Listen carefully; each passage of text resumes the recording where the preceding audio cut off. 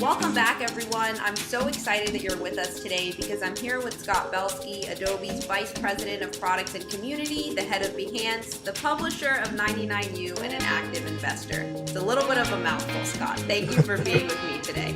Sounds like I need to take a vacation. So, Scott, I know that Jeff Bezos is one of your heroes, and you shared a quote from him where he said, "You don't find your passions find you." How has that manifested in your life?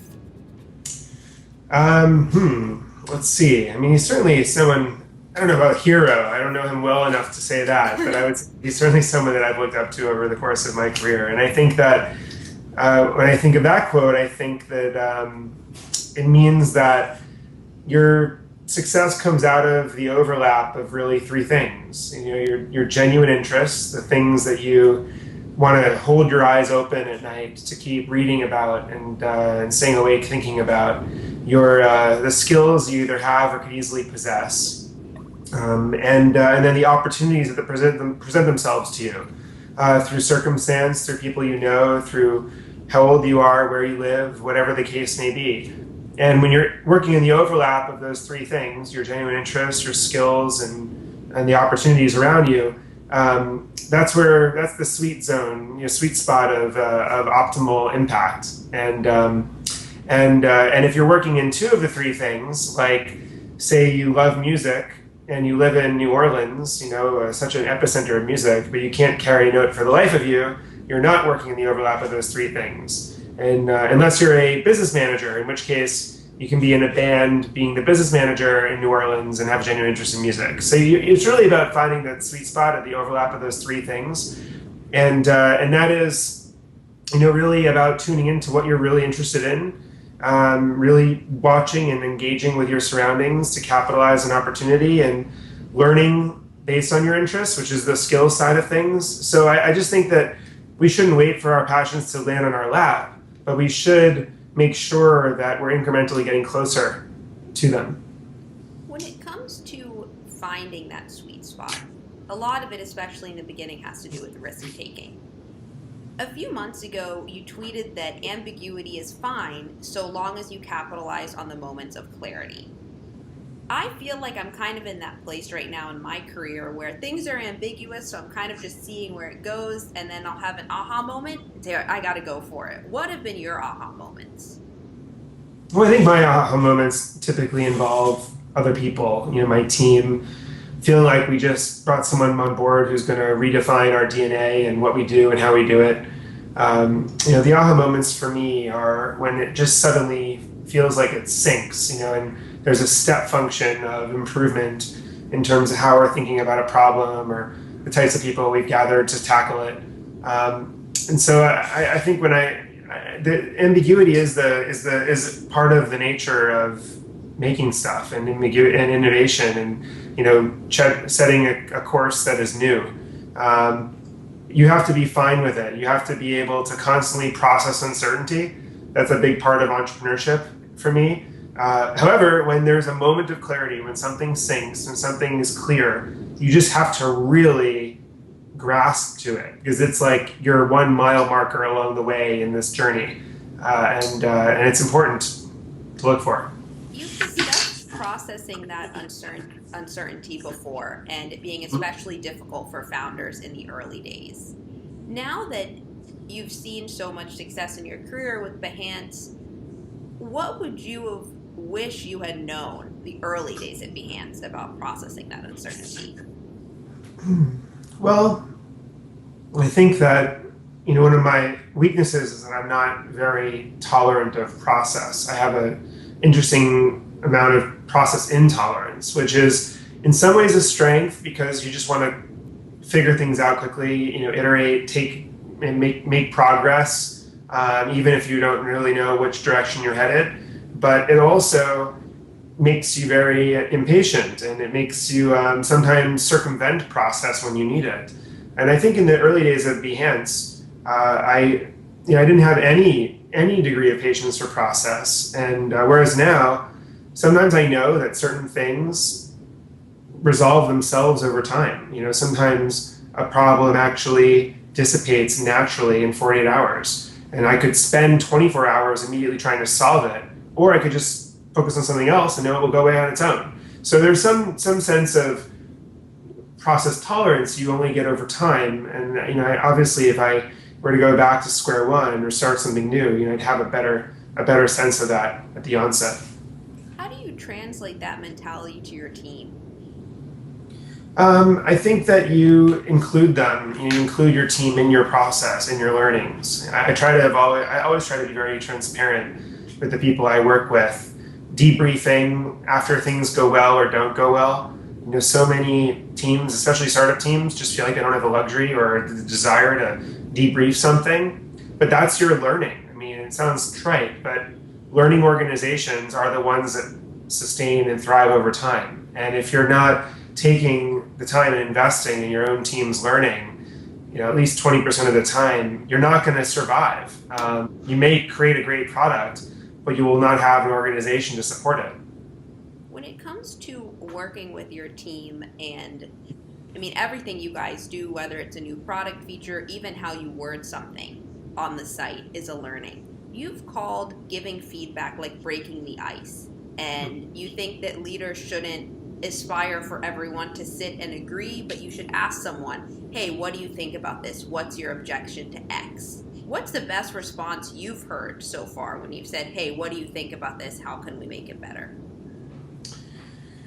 When I ask for feedback, and do you mean internally or to customers? Internally, with your team. Internally? Well, for myself, I always ask those sorts of questions. To me, it's a form of compensation to get the kind of the critical, feedback of what it's like to work with me. Like, what do people see? The only true blind spot one has is what they look like, because how can anyone? You'll never see that. And so what I like to do is ask. What can I be doing better? What if you were me? Like, what's one thing you would be doing differently right now? And I get all sorts of answers. I oftentimes get, I don't know. It's a hard question, but from some people I've worked with over the years, I get a very thoughtful, like, Scott, I think you were quick to propose a solution there, and you could have really stopped and asked people what they thought first, because I think there were other good ideas in the room, and even if they weren't as good as yours, someone else could have felt like they owned it. Like, that's an example of something that I've heard before. So I ask it a lot, and that's just part of my continual improvement process of myself. I want to shift gears for a couple of minutes, Scott, and chat about your investments. Mm-hmm. I read a great insight from one of your friends who shared that you have untarnished taste that isn't influenced by others. And I loved that, because especially today with so many different companies coming up in similar demographics, it's difficult not to say, hey, which one should I go with? What's your favorite part of investing? My favorite part of investing is finding things that I think need to exist, and that's the litmus test. Sometimes I hear something that's cool or an improved product experience or of some sort, but it's like, does this really need to exist? But oftentimes I'll hear things that really do, and then the question is, where are the team's values? Do they value? Everyone says they value design. Everyone says they value user experience. No one's ever said to me, no, Scott, that's not important to us. But then I say, oh, well, do you design in-house or do you outsource it? Or do you have a designer? And if so, are they a leader in your company, or are they working for some engineer somewhere? Where the positioning of the person, can give you a real sense of where the values lie. Additionally, I think that the calendar never lies in terms of where someone's values are. So if you ask an entrepreneur where they really spend their time, and they don't even get to recruiting or improving the way their team works or whatever, then obviously it's not a value of theirs, even if they say it's important when you ask them. So I think that's an important lens that you have to have as an investor, and but also it's how they using the product, to me, is the most important thing. It's getting in there and feeling it, and you can get a real sense of the team by using their product. A few months ago, actually, I think it was in April, so not a few months ago, but Mark Sister named your conviction versus consensus tweet his favorite of 2015. How do you like to see that amount for the founders and the teams that you're working with? Well, I would say that playing someone else's playbook will never result in anything better than who used it first. And I see so many companies that are trying to equate themselves with something that already exists, and are also oftentimes trying to kind of reduce their idea to the mean, by just matching with other things around them and kind of using the buzzwords and whatever else.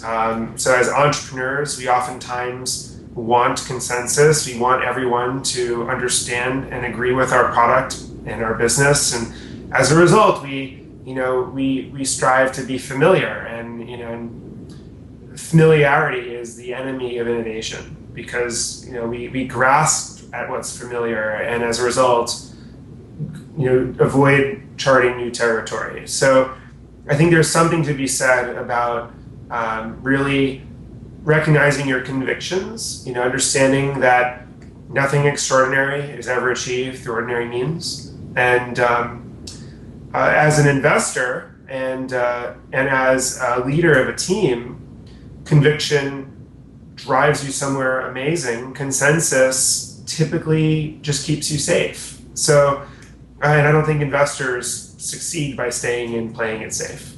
So conviction is more important than consensus every day, even though naturally we strive for consensus. I think that lends into something you've shared, that a sweet spot for you as an investor is when initiative is greater than experience. So you're going to do whatever you can to make your dream a reality. Who's a founder that you're working with or not working with who you feel really exemplifies that? It's a tricky question, because I almost feel like everyone that I've worked with. Good sign. Yeah, I think so. And even my hiring, when we hire at Behance, a lot of our senior members of the team from the early days, many of whom still work with me, I don't even know where they went to college, or I didn't until I worked with them for years. And some of them didn't go to college, and it just never really was relevant. What I would look for when I interviewed people was, do they have a genuine interest in what we were doing? And do they have a history of taking initiative in what's interesting to them? So you could ask them what their interests are, and someone might say, my interest is sailing, or something random. And it's like, oh, well, what did you do about that? Did you start a sailing blog, a sailing newsletter? Do you do this routine sailing thing every year? Or are you just interested, but you don't take initiative in it? And there's some people who I find are initiators, who whatever they're interested in, somehow, some way, they even become the leader of it, or they contribute to it in some meaningful way.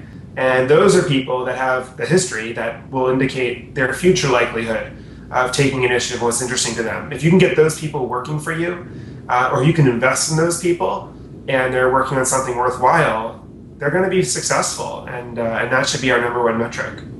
I love it. So I want to close with a quote from El Luna, who actually spoke at this year's 99U. Yes. I know, I'm sure you've read her book. She's great. I love that one. So she describes Must, as you know, as the times that we're alone with the truest and most authentic version of ourselves, the intuition that explodes inside of us. How are you choosing your must every day, Scott? Well, I think that, I don't know if I think about it too much. I think what I can tell is when I'm doing something that is off for me. When I am investing my time and energy in something that is just not aligned with my interests and with what I feel I'm best at, the impact I can make best. And it's when I come across those sorts of things that I try to say no. I try to get myself out of it. I try to, because I know it's going to go nowhere, and I think I still probably do too many things, but I really, really try to not spend my time on things that are not really, really interesting to me. And easier said than done, because you're asked to do a lot of things, as you know, and when you have any degree of traction in what you're doing, everyone starts asking you to do more and more. And so you have to, maybe it's by like process of natural selection and process of elimination. You're just constantly clearing the stuff that isn't absolutely aligned with what you must do and who you truly are, your deep instinctual sense of being, to the point where you can like ultimately really have the stuff that matters. I think that's the perfect way to end it. We can all aspire to follow that lead and Elle's lead. Scott, I can't thank you enough for being with me today. How can everyone stay up to date with what you're working on? Thank you for having me. And I spend, let's see, you can follow me on Twitter. It's just @ScottBelsky. I encourage folks to check out 99U, which is our think tank of insights around the execution of ideas. And if anyone ever needs to contact me, I'm just scott@belsky.com. Awesome. Thank you so much. Thank you.